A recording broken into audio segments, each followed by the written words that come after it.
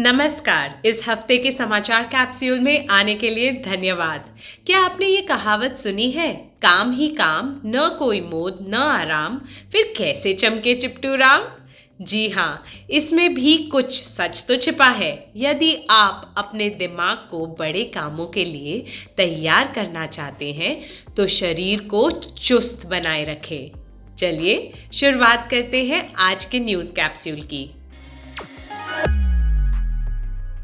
निर्वाचित राष्ट्रपति द्रौपदी मुर्मू ने इसी सोमवार को भारत के 15वें राष्ट्रपति के रूप में शपथ ली।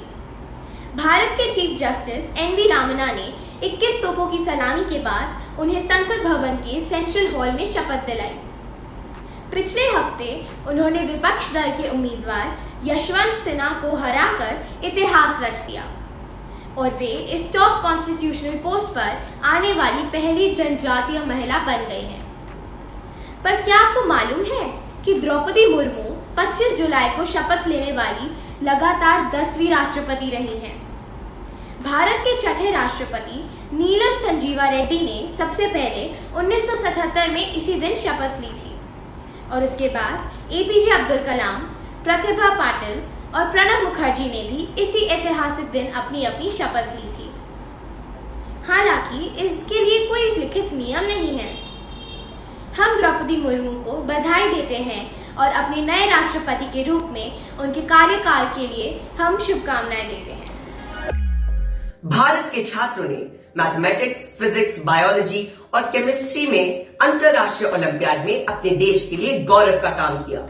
इस अंतर्राष्ट्रीय ओलंपियाड का आयोजन पिछले 2 हफ्तों में किया गया था। छात्रों ने 3 गोल्ड और 16 सिल्वर मेडल जीते। मैथमेटिक्स, फिजिक्स और बायोलॉजी ओलंपियाड में एक छात्र ने गोल्ड मेडल जीता। बाकी अधिकांश छात्रों ने सिल्वर और ब्रॉन्ज मेडल जीते। प्रांजल श्रीवास्तव 14 साल की उम्र से ओलंपियाड में भाग ले रहे थे। उन्होंने इसमें लगातार 3 बार गोल्ड मेडल जीता। इस शानदार प्रदर्शन के लिए हम पूरी टीम को बधाई देते हैं। ओलंपिक चैंपियन नीरज चोपड़ा ने ऐतिहासिक रूप से एक और गौरव का काम कर दिखाया। वे पिछले हफ्ते खेले गए वर्ल्ड चैंपियनशिप में मेडल जीतने वाले दूसरे भारतीय और पहले मेल ट्रैक और फील्ड एथलीट बन गए हैं। वे इस टूर्नामेंट में 88.13 मीटर की थ्रो करके दूसरे स्थान पर रहे और जुवेलिन में सिल्वर जीत लिया। क्या आपको मालूम है कि legendary long jump athlete Anju Bobby George Paris में 2003 एडिशन की वर्ल्ड चैंपियनशिप में मेडल जीतने वाले पहले भारतीय थे? हम आपके और आगे जाने का इंतजार कर रहे हैं। बृहस्पतिवार को चेन्नई के नजदीक ममलापुरम में 44वें चेस ओलंपियाड की शुरुआत औपचारिक रूप से इसकी ओपनिंग सेरेमनी के साथ हुई। यह आशा की जाती है कि यह टूर्नामेंट दुनिया का आज तक का सबसे बड़ा इवेंट होगा। इसमें पूरी दुनिया के 1700 खिलाड़ी भाग ले रहे हैं। इस प्रतिष्ठित ओलंपियाड के लिए तमिलनाडु सरकार ने एक ऑफिशियल लोगो और मैस्कॉट थंबी जारी किया है। यह थंबी तमिल के एक पारंपरिक प्रतिदान में एक नाइट है। उन्होंने इस टूर्नामेंट के लिए महान संगीतकार ए.आर. रहमान द्वारा रचित ऑफिशियल एंथम का भी उद्घाटन किया है। और तो और उन्होंने शहर में एक मशहूर पुल नापियर ब्रिज को चेस बोर्ड से मिलता जुलता बना दिया है। इसमें 9 अगस्त तक कुल 11 राउंड होंगे, जिसके बाद विजेताओं की घोषणा की जाएगी। हम ये मैच देखने का बेसब्री से इंतजार कर रहे हैं। कॉमनवेल्थ गेम्स के 22वें एडिशन की औपचारिक शुरुआत इसी बृहस्पतिवार को हो गई है। इन गेम्स का आयोजन इंग्लैंड के बर्मिंघम में किया गया है और यह अगस्त के पहले हफ्ते तक चलेंगे। भारत ने 215 सदस्यों का एक दस्ता वहां भेजा है। इनमें पीवी सिंधु, हिमा दास और लक्ष्य सेन जैसे स्ट्रॉन्ग कंटेंडर्स भी शामिल हैं। इस इवेंट में हमारी महिला क्रिकेट टीम भी भाग लेगी। इन कॉमनवेल्थ गेम्स में क्रिकेट को 1998 के बाद इस साल पहली बार शामिल किया गया है। ऑनलाइन जाकर इन इवेंट्स का पता लगाएं और अपने खिलाड़ियों को एक बार फिर अपने देश का नाम रोशन करते हुए देखें। आईग्रास्पर्स, क्या आपने जेम्स वेब टेलीस्कोप के बारे में सुना है? यह आज तक का सबसे बड़ा और शक्तिशाली स्पेस टेलीस्कोप है। 1960 में नासा के प्रधान के नाम पर इसका नाम रखा गया है। यह उस समय की बात है जब अपोलो प्रोग्राम के दौरान मनुष्य ने पहली बार चांद पर कदम रखा था। इस टेलीस्कोप का डिजाइन इस प्रकार तैयार किया गया है ताकि इंफ्रारेड कैमरास का प्रयोग करते हुए स्पेस डस्ट में मौजूद ऑब्जेक्ट्स की तस्वीरें ली जा सके, जिससे नए ग्रहों के बनने और उनके विकास को देखा जा सके। हाल ही में इस टेलीस्कोप ने हमारे कॉस्मोस की सबसे पुरानी गैलेक्सी की खोज की है। यह गैलेक्सी उस समय की है जब हमारा विश्व 300 मिलियन साल का था। आप ऑनलाइन जाकर ये शानदार तस्वीरें खुद देख सकते हैं। साथ ही आप इस फैसिनेटिंग टेलीस्कोप के बारे में और भी बहुत कुछ पढ़ सकते हैं। पिछले हफ्ते नासा ने प्लूटो की रंग बिरंगी तस्वीरें भेजी। ये तस्वीरें 2006 में लॉन्च किए गए न्यू हॉरिजन स्पेस प्रोब द्वारा ली गई थी। अपने इंद्रधनुषी रंगों के कारण ये तस्वीरें ज़्यादा आकर्षक हो गई हैं। इन रंगों का प्रयोग ग्रह के विभिन्न क्षेत्रों को अलग अलग तरह से दिखाने के लिए किया गया है।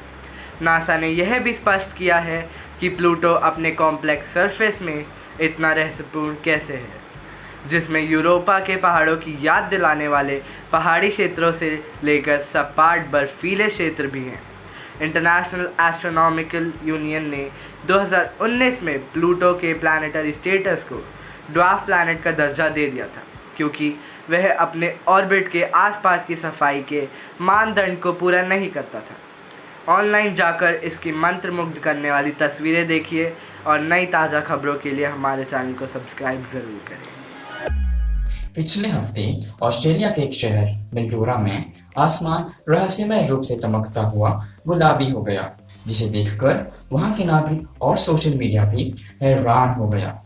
इसके पीछे एक अनजाने हमले के सिद्धांतों से लेकर संभावित कयामत की कहानियां थी, लेकिन सच्चाई कुछ और है। बाद में यह बात सामने आई कि यह नजदीक ही एक सीक्रेट मेडिकल कैनबिस फैक्ट्री द्वारा प्रयोग में लाए गए रेड स्पेक्ट्रम लैंप्स के कारण हुआ था, जो उस समय पर्दे गिराना भूल गए थे। क्या यह एंटी क्लाइमेटिक कंक्लूजन है? पिछले हफ्ते से कैलिफोर्निया के मैरिपोसा काउंटी के बाहर योसेमिटी नेशनल पार्क में लगी भीषण आग से 14,000 एकड़ से भी ज्यादा जमीन जल गई है और यहाँ से बहुत सारे लोगों को निकलना पड़ा। हजारों फायर फाइटर्स इस आग पर काबू पाने के लिए लगे हुए हैं, लेकिन इस क्षेत्र में नमी कम होने के कारण आग पर काबू पाना मुश्किल हो रहा है। मैरिपोसा काउंटी के करीब 3,000 लोगों को बाहर निकालने के बाद गवर्नर ने यहाँ आपातकाल की घोषणा कर दी है। हमें उम्मीद है कि कैलिफोर्निया में लगी यह आग जल्द ही समाप्त हो जाए।